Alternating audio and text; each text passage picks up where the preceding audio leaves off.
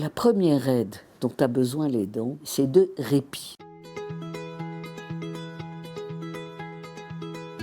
Une fois, il y a une voisine qui m'a appelée par l'interphone. Elle dit « Faites attention, vous avez votre mari qui est tout nu à la voiture ». Être aidant de quelqu'un qui est porteur de la maladie d'Alzheimer, c'est un travail de tous les instants. Je sais que ce n'est pas de sa faute, mais malgré tout, j'ai du mal effectivement à garder mon self-control. Et c'est ça que je suis en train de travailler en ce moment. Mais malheureusement, je suis un être humain. Ce qu'il m'aurait fallu, moi, comme aide, pour être efficace, c'est que quelqu'un puisse venir, par exemple, ici, s'occuper de mon mari pendant 3-4 jours, pour que je puisse aller chez ma fille à Valence. C'est ça, l'aide de l'aidant, pour qu'il puisse tenir. Une des grosses difficultés de ceux qu'on va appeler les aidants, c'est que quand on n'est pas malade, on n'a pas le droit de se plaindre. Ça ne se fait pas parce qu'on n'est pas atteint par la maladie. Donc déjà, pouvoir dire oui, c'est difficile, il y a des moments où j'en ai marre. Oh, merde. C'est déjà un point extrêmement important d'être accompagné dans sa souffrance en tant qu'aidant. Bonjour mesdames, entrez. Bienvenue à vous toutes et tous au sein de ce Café des aidants. Je suis là avec Martine pour vous permettre de passer un bon moment, d'échanger autour de ce qui est difficile et de ce qui est joyeux aussi parfois dans la relation avec votre proche. Alors un café des aidants, il est ouvert à toutes les personnes qui sont en situation d'aidant. Pourquoi faire? Bon, d'abord le café, c'est sympa. Enfin, j'ai reçu un courrier d'une de mes caisses de retraite qui m'a informé que ce genre de réunion aurait lieu. Et il se trouve qu'à ce moment-là, j'avais mon frère qui était handicapé, donc j'étais aidant de mon frère, de mon jeune frère, qui a que 85 ans. Donc ça correspondait à peu près à ce que j'attendais. Raconter ce qui se passe parfois dans cette relation d'aide à l'autre, c'est aussi se le réapproprier autrement. Je le vois même maintenant avec mon père, des fois c'est de la fantaisie qu'il leur faut. Il y a des idées farfelues, mais et alors? Moi, l'idée d'aller à New York, moi je trouve ça génial. 64% des gens ont dit que pour eux, c'était plutôt quelque chose de positif de pouvoir aider l'autre, à condition qu'on leur permette de concilier cette vie d'aidant avec leur vie tout court.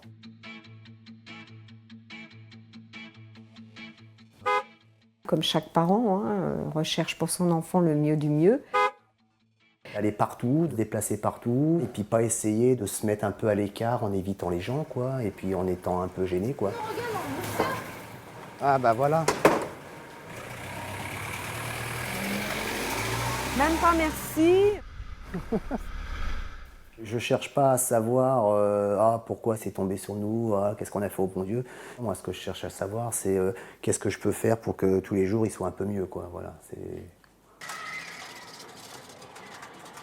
Le fait d'avoir un premier enfant en situation de handicap, ça nous a amené à trouver d'autres projets de vie et trouver un lieu qui soit le plus adapté pour notre fille.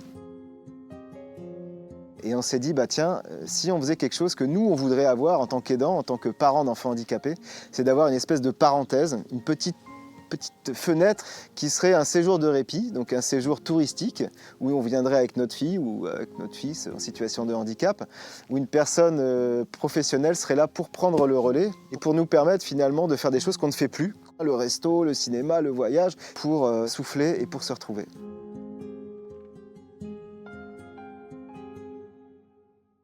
On est arrivé, on a posé nos valises et on s'est tout de suite senti chez soi. Et pour que l'aidant souffle, il faut forcément que son proche soit bien. Et donc là, on propose un relayage. Donc c'est un professionnel qualifié, compétent, bienveillant, avec des qualités de savoir-faire, de savoir-être sur l'accompagnement de la personne dépendante. Chaque intervenant va être choisi particulièrement pour la personne. Et on met en relation la famille avec le professionnel en amont du séjour. C'est un lieu d'échange aussi derrière, donc c'est là où c'est intéressant parce que du coup on découvre de nouvelles pratiques, des nouvelles activités, des nouvelles choses, des approches et puis on se sent pas tout seul non plus et on peut avancer, quoi. C'est génial. Seul on s'épuise et j'ai vite compris qu'il n'y avait qu'une solution, c'était de parler. Bonjour, Nuxon, à votre écoute. Je me dis que ça serait super que chaque entreprise ait son coin dédié à ce sujet des aidants. Et l'aidant sait qu'il peut aller sur cet endroit pour trouver déjà toutes les infos utiles, les interlocuteurs utiles et les solutions que l'entreprise a mises en place, qu'il ne connaît pas forcément, même quand il y en a. Donc voilà, déjà pour le guider.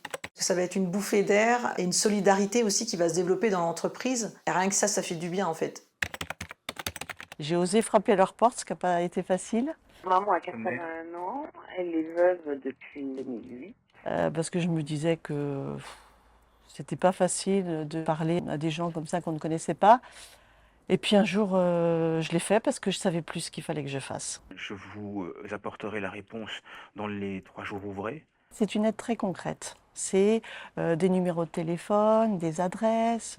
Il ne faut pas rester seul, il faut parler parce que c'est en parlant qu'on rencontre des gens super.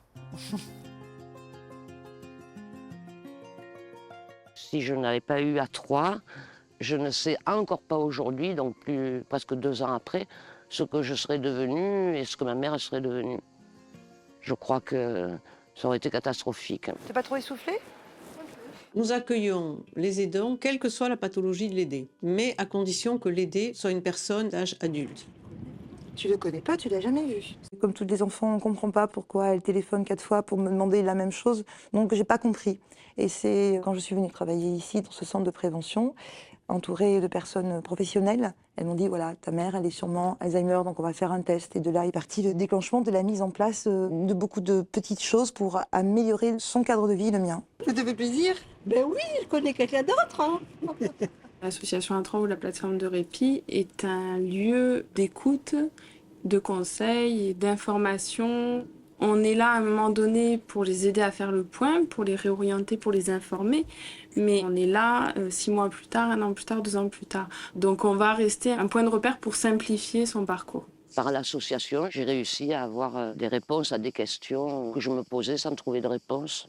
Il y a quelquefois des aidants qui ont peur de venir chez nous parce qu'on leur dit « oh, ça va être un repère de gens tristes ». Mais pas du tout. Quand ils sont chez A3, c'est leur lieu à eux. On a créé une commission aidant qui prépare à l'avance toutes les sorties de répit qu'on peut organiser. Et donc demain, on va faire activité tai chi. Ferme les yeux et on prend un petit temps simplement pour se recentrer. Là, on insiste sur la respiration, sur tout ce qui va permettre à l'aidant déjà de se détendre sur cette journée, mais aussi de retourner chez lui avec des petites choses pour s'en servir quand il est tout seul. Il s'agit de prendre conscience qu'on a des émotions, qu'on peut ressentir des fois de la tristesse, de la colère, parce qu'on peut avoir l'impression que c'est pas juste aussi ce qu'on vit. On va faire des vagues, donc je peux faire circuler le ballon. Sortir de l'isolement, de rencontrer des gens et de partager un monde différent de leur quotidien est bon pour eux. Ils échangent beaucoup d'expériences entre eux. Ils se donnent des trucs, des recettes de cuisine. Ah ben ça c'est pour mettre dans le ventre des poissons avant de les faire cuire. Ça parfume. À 3, c'est très très bien, il faudrait qu'il y en ait partout. Parce que quand on est mieux soi-même, on peut plus facilement aider l'autre, c'est certain. C'était une journée qui était spécialement réservée aux aidants seuls. Ça me permet de mieux m'évader.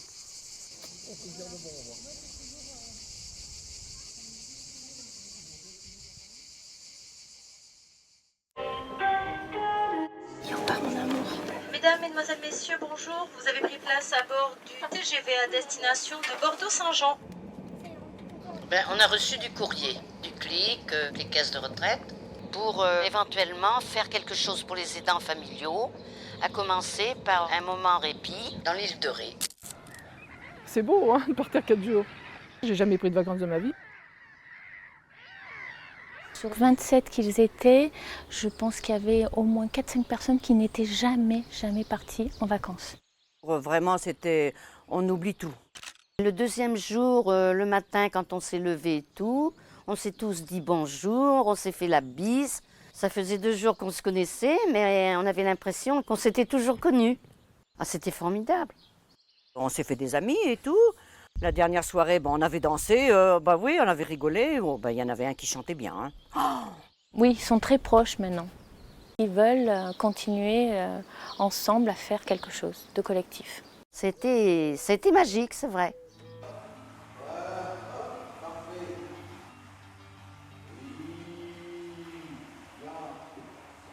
Ça tourne là ? Eh oui. Tu fais ce que tu as envie de faire. Une musique en fait, ok. Quand j'étais plus jeune, par exemple, je serais pas capable de rester ici assis et parler, par exemple, je sais pas. Je m'amuserais à toucher aux caméras ou faire n'importe quoi. On a eu le diagnostic d'Angèle à l'âge de 6 ans et on s'est dit il faut qu'on trouve quelque chose pour pouvoir nous aider, pour avancer dans le quotidien. Autisme sans frontières 85, c'est une association qui a été créée par et pour des parents d'enfants avec autisme. Ça permet d'échanger, d'avoir des astuces et de se soutenir les uns les autres. Les autres parents, je les rencontre à Autisme sans frontières, en fait, pour la socialisation, déjà. Alors, elle est bonne, la galette? Nous, on fait plus de sorties avec Timéo, sans avoir la boule au ventre, sans se dire qu'il va y avoir une crise, que comment les gens vont nous regarder autour. C'est une bataille en permanence. Ah, tu veux que je te découpe comment, Timéo? Je ne sais pas. Le coiffeur, c'est compliqué pour nos enfants, parce qu'il y a le bruit, il y a des odeurs. Ah, ça te fait rigoler, ça. Couper les cheveux, ça peut même être douloureux, presque. Et du coup, le coiffeur elle intervient à l'association. Ça facilite beaucoup les choses pour les parents et pour les enfants. Super. En tout cas, t'es hyper sage, dis donc. On voit aussi nos enfants réagir avec d'autres enfants. Les interactions sociales, j'arrivais pas du tout. Maintenant, j'arrive. Ils m'ont appris à vivre comme les autres, quoi. Le fait de venir ici, ça m'aide sur comment réagir avec Timéo, ce que je peux mettre en place. On peut aller faire des formations pour apprendre à réagir avec nos enfants. C'est super important en fait. Surtout quand il y a des coups de moins bien, ça nous permet de se dire allez, hop, on repart et demain ça ira mieux.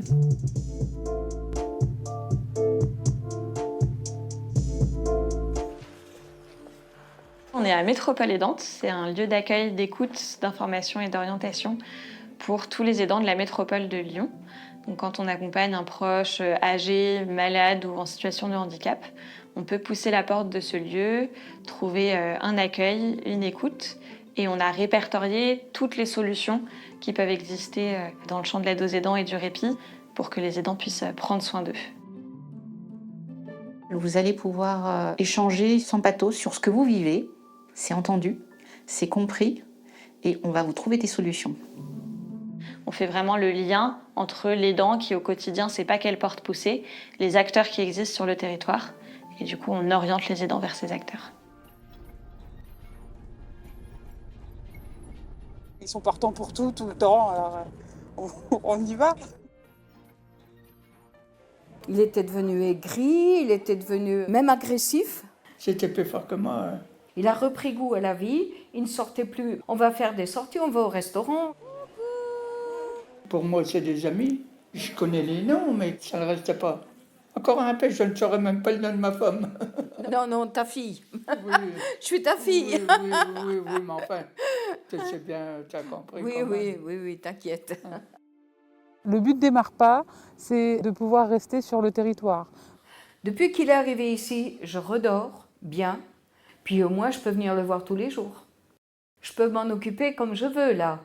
Et puis avec mon mari, on a trouvé quelque chose qui nous convient tous les deux. On aime bien venir pour s'occuper des personnes âgées. Allez, Madame Masson. Ça a été une renaissance aussi, si on veut.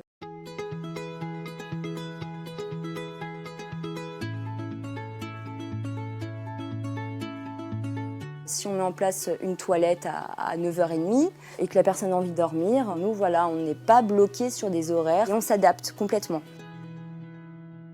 Je sentais que j'étais extrêmement fatiguée, je commençais à devenir même quelquefois désagréable. Il fallait que je trouve quelque chose. Quelquefois, la fatigue, j'en aurais pleuré. On sentait tout à coup ce besoin d'aller ailleurs, d'aller ailleurs, d'aller ailleurs. L'engagement que l'on a pris, c'est de donner la possibilité à l'aidant d'accéder au répit. Mais l'aidé aussi est en vacances. Vous venez en vacances au même endroit et ce sont des professionnels qui vont prendre en charge la personne dont vous vous occupez au quotidien. Ce qui va vous rassurer et ce qui va vous encourager à faire confiance, à vous occuper de vous et à confier l'autre. Il faut de temps en temps oublier qu'on soit indispensable pour passer à autre chose. Je veux pas le lâcher, hein. Ça fait 47 ans qu'on est mariés, alors, Ce n'est qu'à partir du moment où on a accepté cette situation de difficulté, de fragilité, ça ne veut pas dire qu'on la trouve bonne, qu'on peut aussi commencer à accepter d'être aidé soi-même. Le CIPAG Manchot ? Le CIPAG, c'est un syndicat intercommunal à destination des personnes âgées pour les aider dans la prévention et dans la partie aide aux aidants.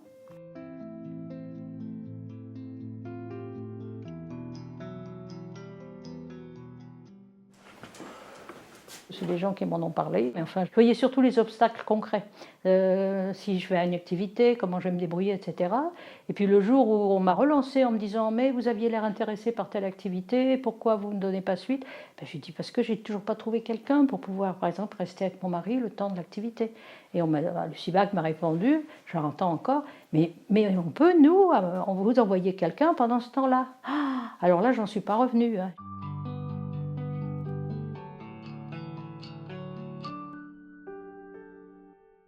On propose tout un panel d'activités, aussi bien pour l'aidant seul qu'accompagné de son aidé. On a le site internet du CIPAG où il y a toute une partie qui est ce qu'on appelle la partie entre aidants et qui est surtout faite par les aidants. Par exemple, moi j'avais donné la manière dont j'informais Mimi quand j'étais pas là. Il y a un tableau en bas à l'entrée sur lequel, si je vais chercher le journal, je mets Coco, journal, retour, telle heure. Et plusieurs m'ont dit, mais c'est pas con du tout ça. Non, ils ont dit, c'est une bonne idée. Je vous appelais pour prendre un peu de vos nouvelles. Bah écoute, les nouvelles sont bonnes. On sent une attention, quelque chose de particulier avec ce CIPAG. Là, jamais j'aurais pensé que ça pouvait être comme ça. Ouais. J'ai pas de souvenir de faire SOS CIPAG, mais je sais que je peux. Et c'est ça qui est important, c'est cette sécurité. On est quand même un peu vieux, quoi. C'est balles, c'est des petits. C'est balles, c'est comme des petites balles. Et ça sort. C'est difficile de venir à la maison d'Aloïs la première fois. J'ai mis au moins 2 ou 3 semaines avant d'y aller. Je passais toujours devant, je regardais, je me dis, bon, qu'est-ce que je vais trouver derrière la porte? Je ne sais pas, c'est l'inconnu. Alors j'ai dû arriver avec un vélo, j'ai dit, mon Dieu, qu'est-ce que j'aurais pris ici? Et un jour, j'ai dit, bon, allez, je passe le pas. Et j'ai été reçu par Dominique. C'est moi.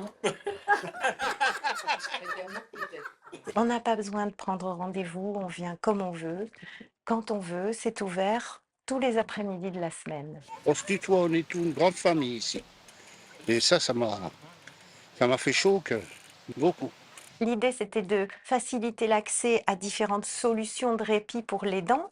C'est pour ça qu'on a pensé qu'il fallait cette maison, une maison pour accueillir. Et il fallait aussi que dans cette maison, il y ait une maîtresse de maison, voilà, qui n'est pas un soignant, qui n'a rien à voir non plus avec une administratrice sociale. Tiens! C'est une dame comme vous et moi et qui est là pour vous accueillir, pour mettre de la chaleur dans cet endroit et qu'on ait envie d'y revenir. Ah ouais, tu m'as marié en 72. Je m'ai marié en 84. Ah oui, il a vécu dans le péché. J'avais dit, je prends ma retraite, j'achète un camping-car et on est parti. Et malheureusement... Il est revenu. Dans ma salle à manger, j'ai une mezzanine. Et ben, je me suis vu pendu à cette mezzanine. Mais ça tournait dans ma tête, c'était des idées fausses. Et avec la maison d'Aloïs, c'est sûr que je ne le ferai pas. Parce que je sais que derrière, il y a du monde derrière moi.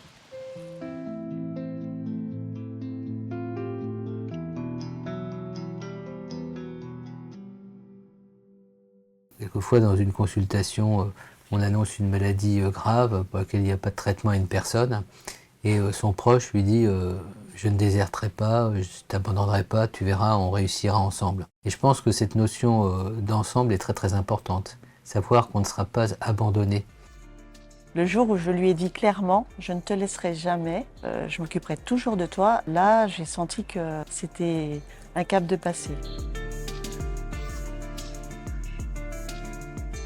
Mon amie Geneviève Larocque dit, à mon avis très justement, C'est très bien les technologies pour les aidants et les aider, mais parfois il faut aussi que la technologie puisse permettre à l'aidé de dire merde à son aidant. Et effectivement, il faut que ce soit des technologies qui redonnent le maximum d'autonomie à la personne. Mesdames, Messieurs, dans quelques instants, nous arriverons en gare de Cherbourg, le terminus du train. Assurez-vous de ne rien oublier à votre place. Vous savez, il n'était pas habitué à rester dans la maison, hein. On était agriculteurs-éleveurs. La première fois qu'il est parti, il m'a échappé le temps que je mettais le bois dans la cheminée. Il était 3h, 3h30 et on l'a retrouvé à 19h30. Bien sûr, si je l'empêche de sortir, eh ben, il n'est pas content, hein. J'ai cherché sur Internet pour avoir un bracelet et j'ai trouvé. Bon, ça m'a énormément changé la vie. Je m'inquiète bien moins. Quand il a déjeuné, je lui mets son bracelet, je ne ferme pas les barrières, je le laisse faire. Quand il a fait une certaine distance, il m'appelle pour me le localiser. Bonjour, c'est le service de géoassistance. Et c'est un grand soulagement quand je sais où il est, hein. C'est aussi un truc pour qu'il puisse se promener tout seul. Mais toujours, il a sorti un peu, ça y a fait du bien. Et moi aussi, par la même occasion.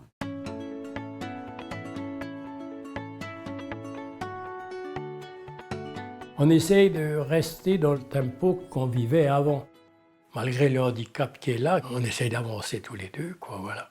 Je l'emmène partout tous les jours, hein. Malheureusement, c'est avec son fauteuil, voilà, hein. D'ailleurs, je suis en train d'essayer d'acheter un vélo pousseur, c'est-à-dire que sur le devant du vélo, en place de la roue avant, c'est le chariot.